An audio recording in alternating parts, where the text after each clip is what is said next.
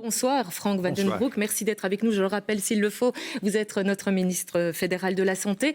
Pour l'heure, vous confirmez donc à 100%, on ne change pas de stratégie, on continue l'inoculation du vaccin AstraZeneca. Oui, on continue parce que c'est un très bon vaccin qui protège les personnes contre cette maladie qui est quand même terrible, hein.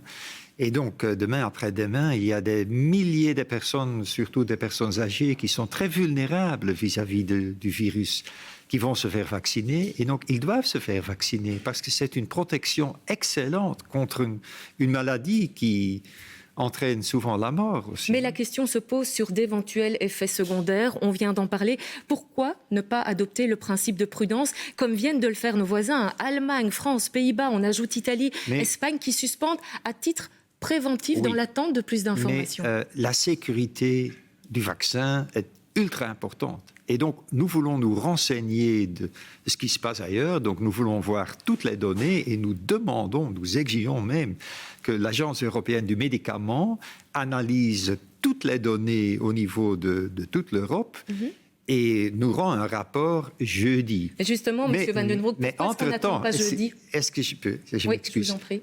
Entre-temps, arrêter cette campagne de vaccination en sachant qu'il y a tellement de circulation du virus, ça serait irresponsable parce que c'est une protection sûre et efficace contre cette maladie. Il faut savoir que pas mal de gens qui meurent de la Covid meurent à cause d'une thrombose. Hein. Ça veut dire que les autres pays, nos voisins français, allemands, se trompent complètement de politique ? Non, ils ont pris la mauvaise décision ?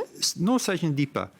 Tout ce que j'ai dit, c'est que la balance qu'il faut faire entre ne pas se vacciner et donc courir le risque d'être infecté par le virus Covid, ou faire se vacciner et se protéger, quand on fait cette balance, pour nous, la balance est claire et nette. Même en 3 jours, puisque c'est jeudi que l'agence médicale, l'agence du médicament rendra son avis. Oui, mais c'est une course contre la montre. Hein.